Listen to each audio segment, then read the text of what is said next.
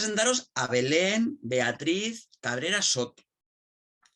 Ella es profesora de educación básica con mención en lenguaje y comunicación, y tiene experiencia profesional en la educación formal e informal en niñas entre 6 y 12 años en Chile.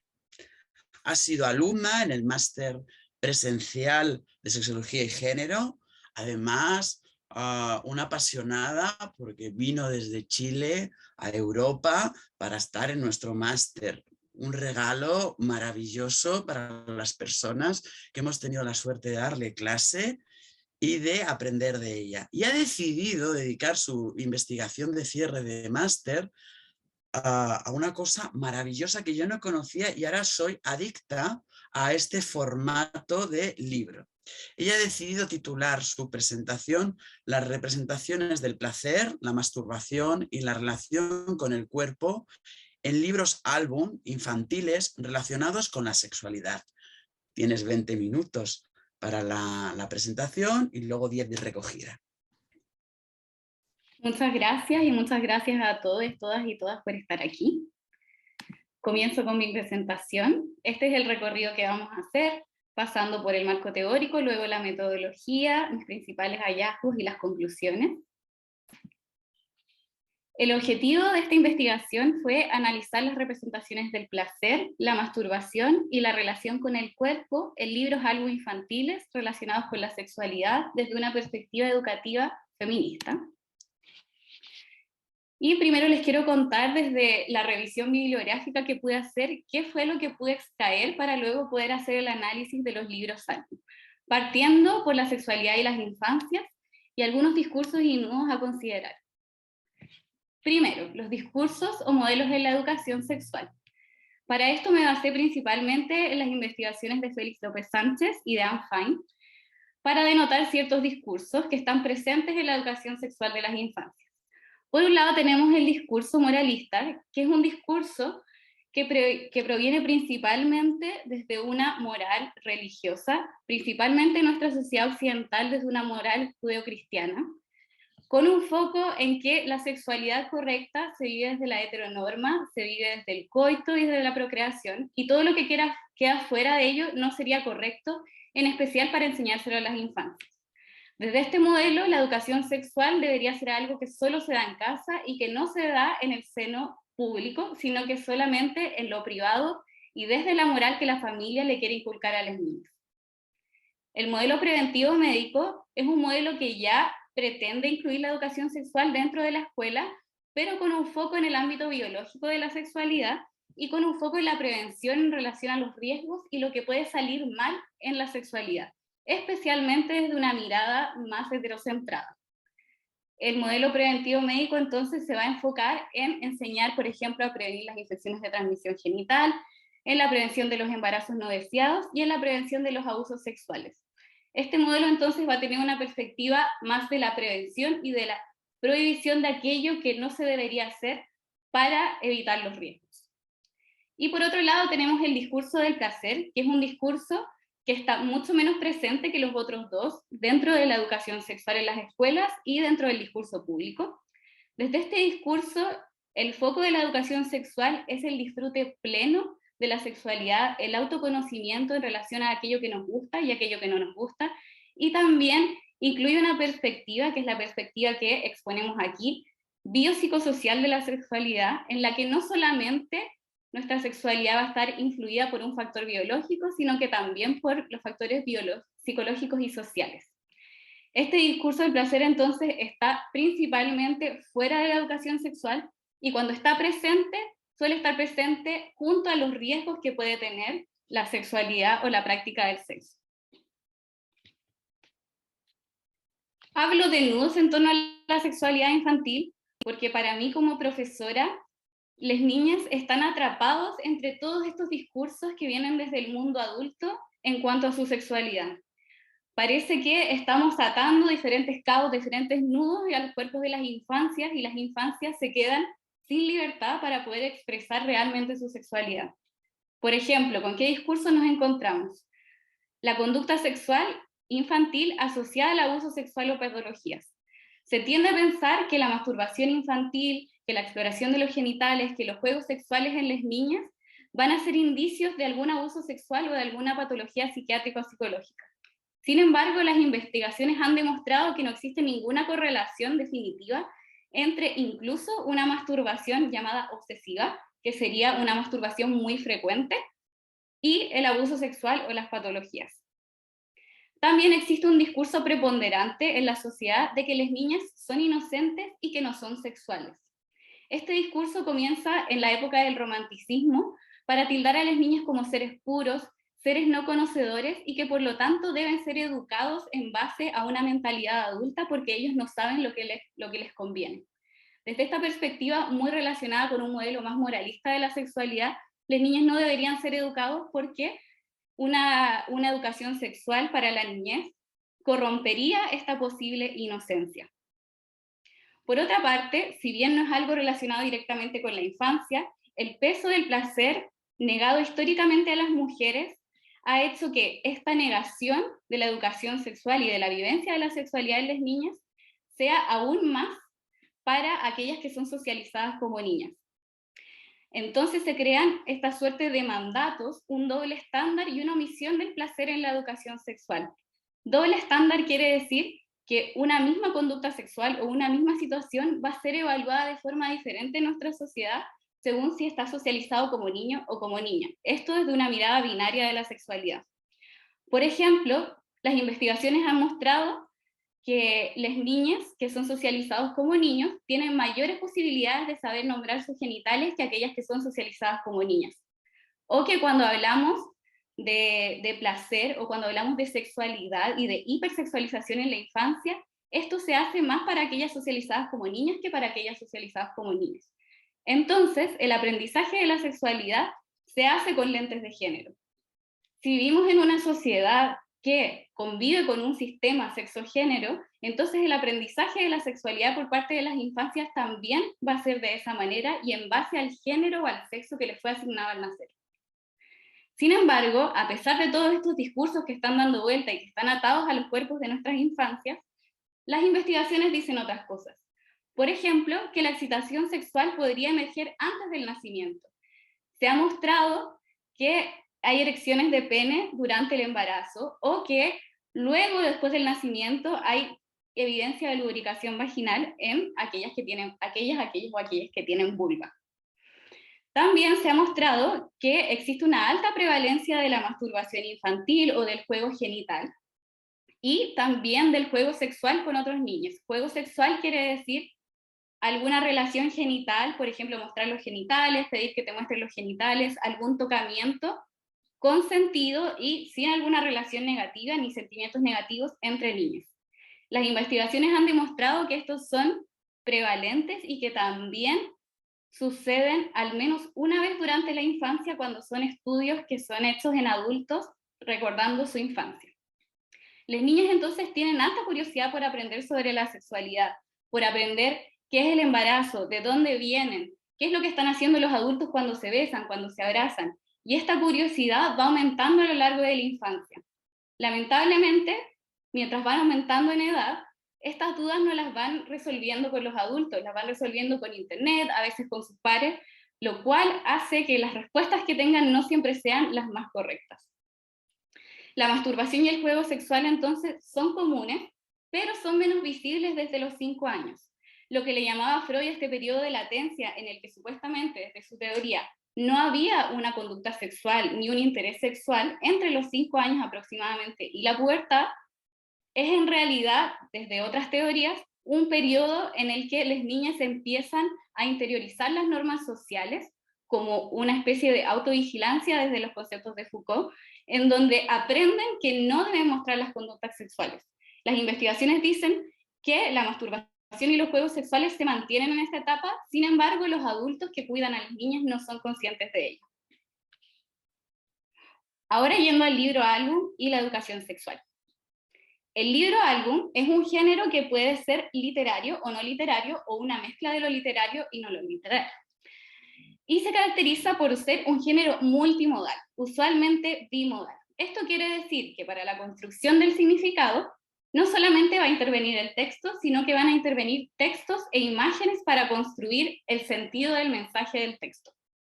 Por ejemplo, podemos ver aquí que se utilizan distintos recursos visuales, como el uso del color, el uso del movimiento, el uso de las metáforas visuales, en este caso de la madre que se transforma en un globo, y son textos que se han utilizado últimamente mucho en la educación de las infancias debido a su atractivo, debido a su potencial en la alfabetización inicial, e incluso debido a su potencial terapéutico al tratar temas que no se suelen tratar en la literatura infantil, como por ejemplo la muerte, el suicidio, la depresión, la guerra y el tema que nos toca hoy hablar, la sexualidad.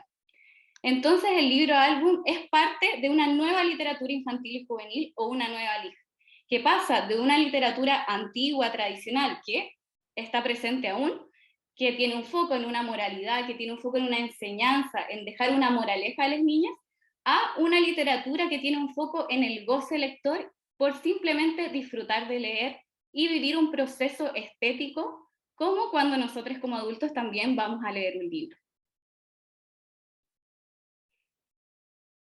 Bueno, en cuanto al libro, álbum y sexualidad, hay muy poca investigación, así como también hay un muy pequeño corpus literario relacionado a libro, álbum y sexualidad.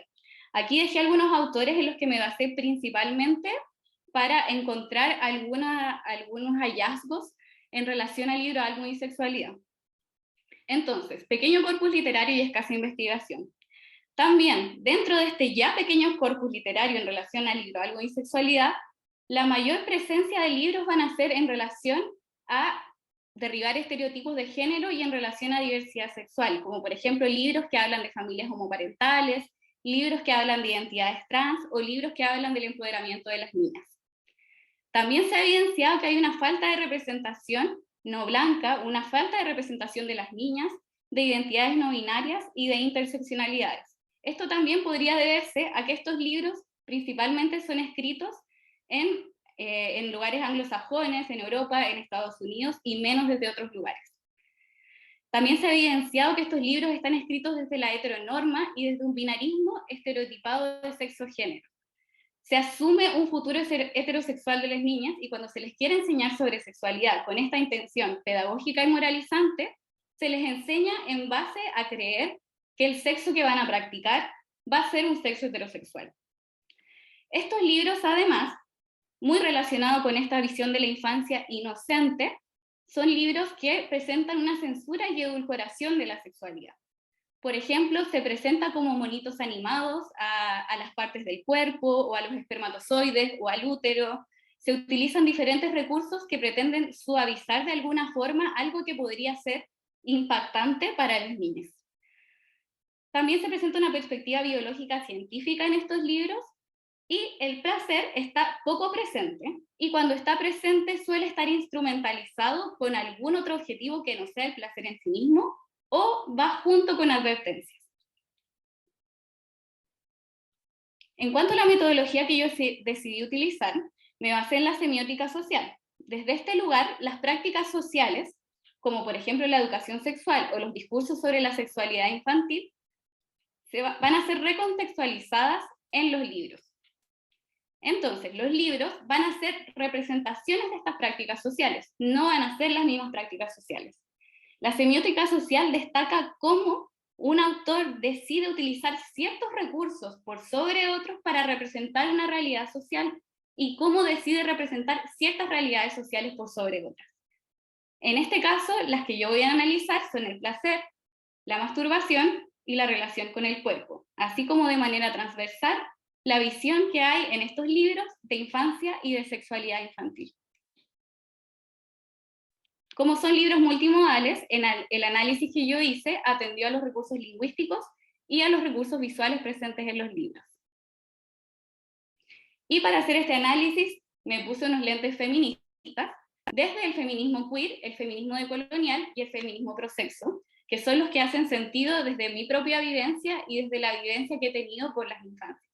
Un feminismo queer que pretende ir más allá de un sujeto único del feminismo, de un sujeto único que además suele ser feminista blanco, para dar paso a un cuestionamiento del sexo y del género, y también incluir, y no solo incluir, sino que cuestionarnos sobre qué diversidad sexual es la que estamos construyendo y para quién estamos haciendo educación sexual. El feminismo decolonial, por otro lado, busca criticar una visión exclusivamente europea y blanca del feminismo, y tiene un concepto que para mí es muy adecuado para esto, que es la decolonización del saber, que en este caso sería cómo estos libros están transmitiendo una visión europea blanca y qué visiones podrían ser más desde nuestro lugar, desde nuestros territorios, desde el sur y desde nuestras propias realidades, como agentes de estudio y no como sujetos de estudio. Y por último, el feminismo prosexo, que busca reivindicar el placer como una posibilidad de crearnos y de recrearnos en comunidad, y en este caso en las comunidades educativas y en los libros. El corpus literario que escogí fue el siguiente, que son libros que están relacionados con las temáticas de mis objetivos y que estén presentes y disponibles en español y en los principales motores de búsqueda, como por ejemplo Amazon.es. Estos son libros que están relacionados con el cuidado del cuerpo. Después, estos 4 son libros que están relacionados con el cuerpo y su exploración. Estos 2 son parte de la misma colección. Este libro está tematizado en la masturbación. Y este es un libro no tematizado, es decir, que lo atraviesa la relación con el cuerpo, pero no tiene una temática específica, sino que es una historia que se trata sobre otra cosa. Los hallazgos que yo pude encontrar a partir de mi análisis. Primero, un doble estándar 2.0.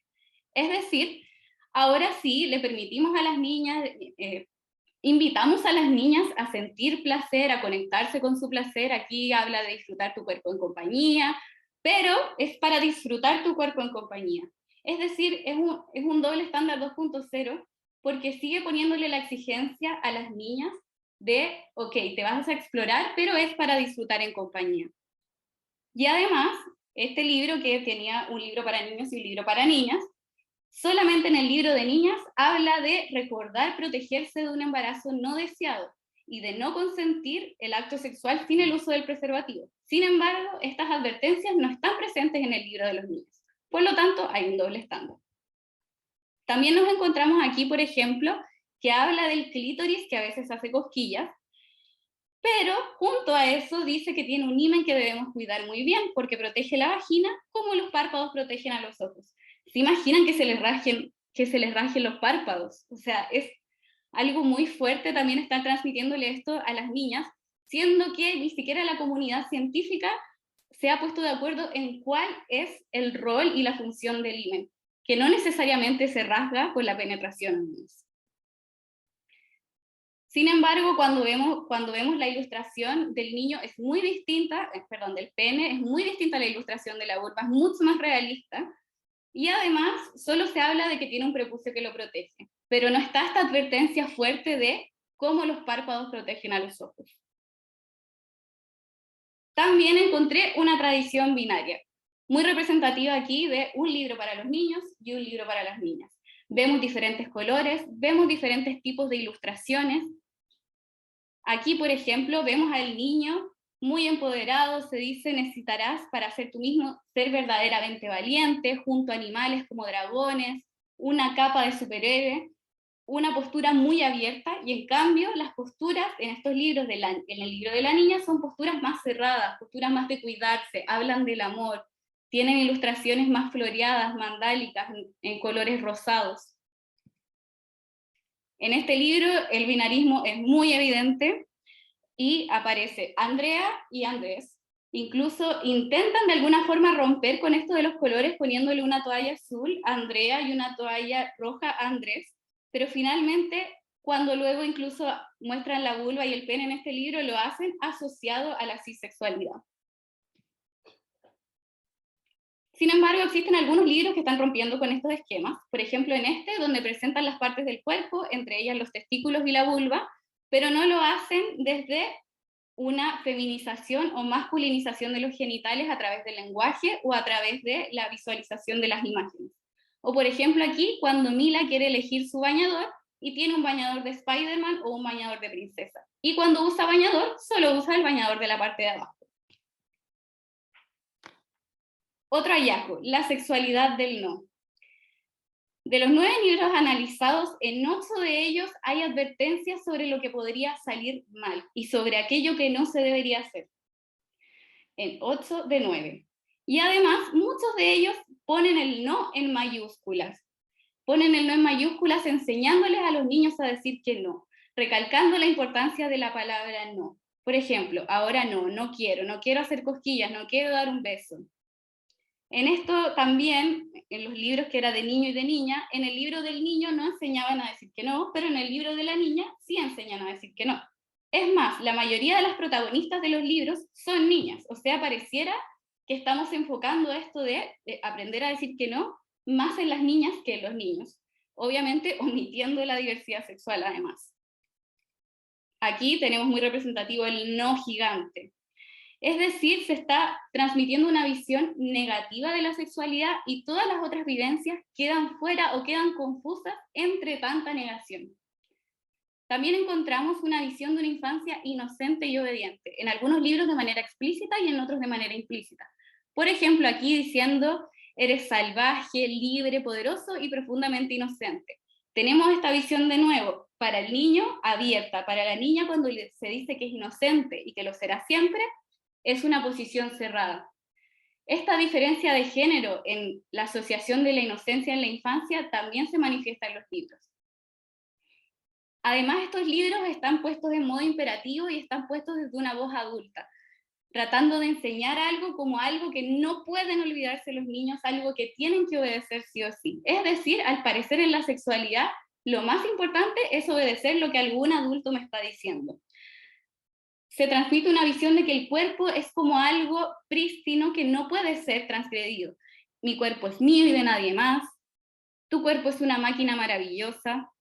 Tu cuerpo es un tesoro y vosotros podéis decidir sobre él. Sois los guardianes de su llave. Y aquí, por ejemplo, se habla sobre masturbación, pero se dice ahí, bien en negrita, los genitales son muy especiales.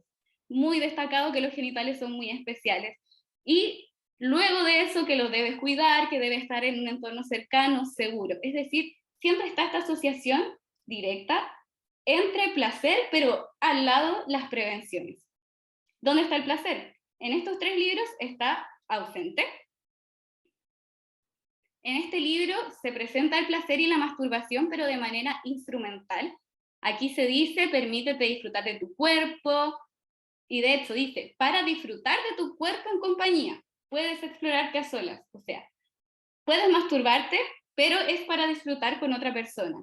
Y además se dice que la masturbación es para ayudarte a relajar la tensión y el dolor, para volar de nuevo cuando tu cuerpo esté cerrado y tenso ante la vida.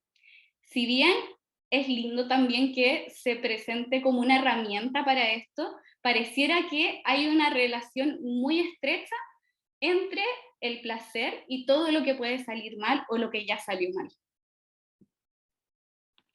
¿Dónde está el placer aquí? Asociado también a prevención y explicaciones, como les decía. A la prevención de que tienes que proteger tu himen, a la prevención del prepucio, también aquí a la prevención de que tienes que hacerlo solo en casa, en un entorno seguro y tranquilo. Sin embargo, existen afortunadamente también otros libros que están representando la masturbación o el placer corporal por placer. Por ejemplo, tenemos este libro donde se utiliza una metáfora de las mariposas que la niña va atrapando con sus manos y que luego se entran por su barriga, llegan entre medio de la almohada, las atrapa en la almohada y se empieza a masturbar con su almohada. Pero esto lo explican a través de una metáfora con las mariposas. También tenemos este libro donde Marina descubre esta sensación alucinante de que si se pone la ducha en la vulva le va a hacer unas cosquillas increíbles en el clítoris. Y también tenemos representaciones del placer fuera de los genitales. Por ejemplo, el placer de comer chocolate, de bailar, de jugar con el perro, acurrucarse en los brazos de tu madre. Aquí tenemos a Mila disfrutando del placer de las burbujas, que son como pedos. Y también tenemos aquí el placer de estar junto a alguien cuando nuestros cuerpos se tocan. Es decir, podemos ver que en estos libros empiezan a convivir visiones enfocadas en el placer con otras visiones más enfocadas en la prevención. Por lo tanto, pareciera que hay un intermedio entre una pseudoliteratura digo, porque tienen componentes literarios, pero también tiene componentes informativos no ficcionales, moralizantes, didactizantes y una estética literaria. Es decir, parece que estamos entre medio de esta antigua LIG, tradicional LIG, y la nueva LIG. Por un lado tenemos lo más tradicional, esta pseudoliteratura que es didactista, que usa el modo imperativo, que usa la segunda persona, desde un narrador omnisciente, una voz adulta representada por un personaje adulto, que le dice al niño lo que tiene que saber, que le dice cuál es la anatomía, que le dice dónde debe hacer y qué es lo que tiene que hacer. Se usan recursos visuales didactistas como las pizarras, como los peluches, como los globos de conversación donde los niños aprenden lo que ellos mismos tienen que decir. También tenemos presente esta edulcoración de las representaciones, como por ejemplo esta vulva representada de una manera más abstracta, y también los penes son menos representados que las vulvas en estos textos, y cuando son representados con mucho menor detalle que las vulvas. Sin embargo, nos vamos acercando a esta nueva estética literaria, utilizando recursos como la potenciación de la multimodalidad. Por ejemplo, tenemos este libro donde no hay una edulcoración de los cuerpos, sino que los cuerpos son representados de manera más diversa. También tenemos este libro donde hay una tematización más allá de la enseñanza de la sexualidad. O sea, aquí hay una tematización de las mariposas, de las cosquillas, de la magia. En este libro hay una tematización de que la niña va a una piscina y está muy nerviosa. Entonces, incluso yo este libro, el de aquí, lo leí con niñas y ellos se divirtieron mucho leyéndolo porque era divertido en sí. Es decir, se está creando esta nueva estética literaria. Hay un uso de metáforas escritas y visuales, como la de las mariposas, y un uso de la intertextualidad, es decir, acudir a otros productos culturales o visiones culturales que no están dentro del libro. Por ejemplo, aquí cuando aparecen los personajes mágicos para denotar esta experiencia de la masturbación como algo mágico. Y ahora les cuento mis conclusiones. Decidí leerla porque creo que me salió lindo escrito, entonces, bueno, lo voy a exclamar como una poesía. Observar esta situación interpela, llama a cuestionarse cómo entonces podemos desarmar estos dispositivos de producción corporal y crear nuevos para infancias más libres. Unos que cuestionen la creación de las identidades sexuales y sus expresiones, las fronteras de lo normal, lo diferente y lo pervertido, que hablen más de gustitos, de placeres y de sensaciones que de prohibiciones y de advertencias, que se resistan al poder, que trastoquen lo dado, que en medio de las demandas políticas y sociales que callan sobre nuestros placeres, alcemos los lápices, los plumones y los dedos para representar lo que no han querido representar. Dar al empoderamiento sexual y erótico el lugar que necesita en la vida de las niñas y vencer nuestros propios miedos adultos a salirnos de las cajitas en las que nos han metido. Desatarnos los nudos de los cuerpos y de los libros que hablan sobre ellos y crear nuevos tejidos sociales, con espacio para todos quienes se han quedado en los márgenes. Desde el placer, ocasionar en nuestras comunidades educativas formas de ser colectivas e individuales, crearnos a través del gustito. Es hora de dar espacio a las voces y cuerpos de Abya Yala, del sur, a todas aquellas formas de ser sexuales que se han callado, a lo que se ha dicho que no es normal, o que su experiencia no es lo suficientemente académica o inteligente. Libros, álbumes, sí, pero también otras producciones culturales y artísticas, que traspasen las bibliotecas y las escuelas, y que si están dentro de ellas, ayuden a desarmar las lógicas coloniales y represoras que las rigen. Como dice Val Flores, la invitación es a imaginar y a materializar prácticas educativas creativas, escrituras contagiosas, afectos descolonizadores, imaginaciones indisciplinadas, modos críticos de subjetivación, memorias del daño, de los genocidios y del éxtasis celebratorio de la sobrevivencia. A mí me gusta hablar de eso y hacer magia con las manos. Yo también tengo poderes. Muchas gracias.